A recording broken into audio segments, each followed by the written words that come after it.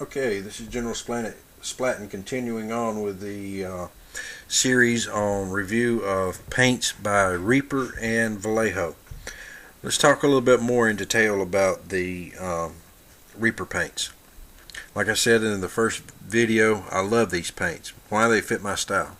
Basically, because of the wetness of the paint. And also, you see, there's no separation like there is with the Vallejos. These paints do stay together in the bottle better. I like that. One of the drawbacks, I knew I'd think of it in a minute. One of the drawbacks about these paints, even after you've shaken the game colors up, a lot of times when you go to put the paint out onto your palette or whatever you're using to hold your paint, it's still not going to be mixed very well, even though you shook it and shook it and shook it, and you're going to get 2/3 medium and just a little bit of the pigment. What's that going to do for you? Well, it's going to alter the pigment color or the color of the paint. So that's a major drawback to me. When that paint comes out that tip, I want it to be the consistency it's supposed to be every single time. I don't want to it be 90% medium and just a little bit of pigment, or not enough medium and too much pigment. I want it to be a balanced product when it comes out. That's a major drawback for me with these game colors. I don't have that problem with the Master Series. You do a little shaking up. Most of them have a little skull in there that enhances mixing. So when I mix it up and I squeeze it out on my palette, it's ready to go. I don't have the problem of the separation that comes straight out of the bottle tip even after it's been shaken. I don't like that. I think that's a major flaw with this paint. Like I said, the game colors are very, very dry paint. This is a much more viscous liquid paint. It has flow improver in it, so you can blend it, you can move it around, you can shade with it.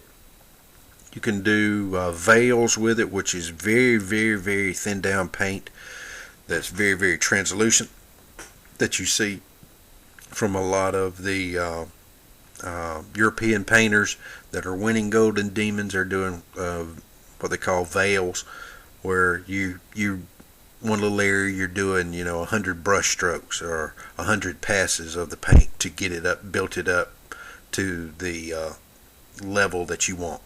These paints are designed for that. They're going to be wet, they're going to be movable, they're going to be translucent, but they're also going to be solid. The opacity is there. It's going to be a little more difficult to cover areas in fewer layers than you would say like a Games Workshop, and I'll talk more about Games Workshop paint in another video, so I don't want to give that away right now. But it does have good opacity, but it's not as strong as, say, the Games Workshop, especially their foundation paints. But these paints work great for washes. You can thin these out to glazes. They're going to be very, very consistent for you. They're going to work well as far as like I said, doing glazes, washes. For blending paint, you can add more flow improver to them. They work very, very well with drying agents. So if you got a dry retarder or retarder to inhibit the drying time to give you more time to blend, these are conducive for that. They work great at it.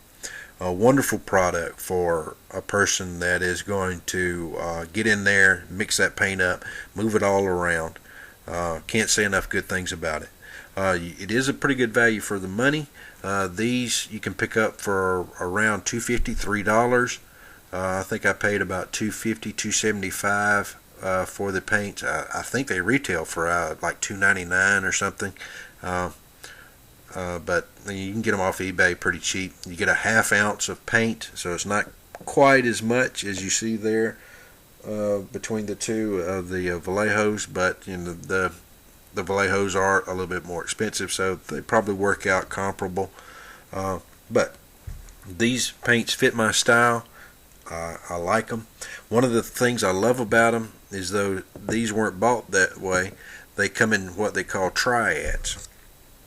In other words, you get your base color, you get a shade color, and then you get a highlight color. I think that's a brilliant idea. I don't know if they came up with it or what, but that's a wonderful idea.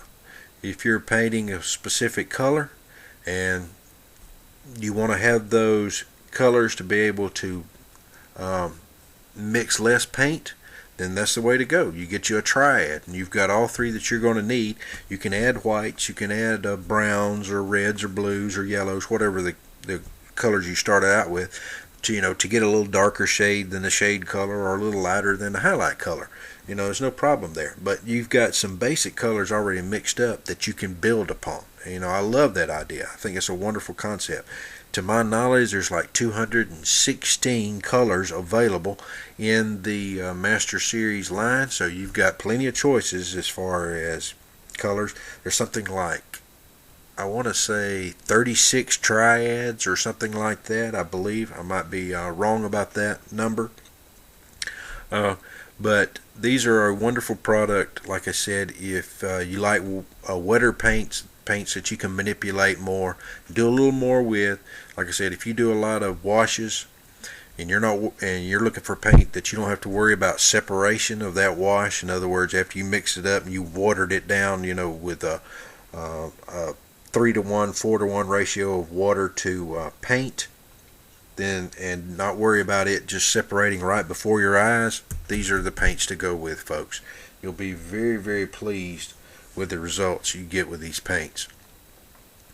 I think there are a paint that you can build upon. Like I said, they've got 216 of them, so you can run the gamut of colors. They're very inexpensive. I think they're going to last you a long, long time. So it's something that I highly recommend to you because, once again, they suit my style. I think it's a paint that if you have that style, then you're going to love these paints. It has great opacity. It has great characteristics as far as blending and movement. They're going to stay together. They're going to lay down well. You're going to get a good surface, and since they are designed to be moved around, they're going to have a smooth surface once they're laid down, and they're going to be show less brush strokes and give you a very smooth finish for your money. As far as the shininess of them, or the what they leave as far as the finish, they're both about the same. The game color might be a little more matte, but not enough for me to make a difference, because I'm going to spray them with dull coat anyway, so whatever was there is going to be taken away by the dull coat. So that's immaterial to me. But if it is important to some of you, because you don't finish off your miniatures with some type of varnish, then the game colors are going to be a little bit more matte than the Reapers. So I hope this helps. I hope this gives you some information to work upon. Have questions, please email me, or rather PM me. Leave a comment, leave a question, something. If there's any way I can help you make a better decision about what you need for your painting style and your hobby, I hope you'll drop me a line and let me know about it. I'd love to help. I can't really recommend the game colors unless you have the style of the painting that I've already discussed. I highly recommend the Reapers, but that's once again because they fit my style. If my style was more like the game colors, I'd be recommending the game colors. They're both of these folks, now listen to me, they're both excellent paints. It's just you've got to find which one suits you. And there's other paints out there that I'm going to get to. So this isn't just about you pick this one or you pick this one. There's other choices out there as well, and we're going to talk about some of those. Certainly not all of them, but some of them. So they're excellent paints. They both have very admirable qualities. What they are designed to do, they do very, very well. Maybe I should put it that way. And you determine, you know how you paint, you know what you need. You just need to find the product that best suits that painting style. And so this is what this is. I hope this has been helpful to you. If you have any questions, I ask you please just bring them up to me. PM me. Let's talk about it. Maybe I can share some other insights that I haven't shared here in this video. But I ask you please rate and please subscribe. And I'd love to hear from you and see what you think. This is General Splatton. I'll talk again.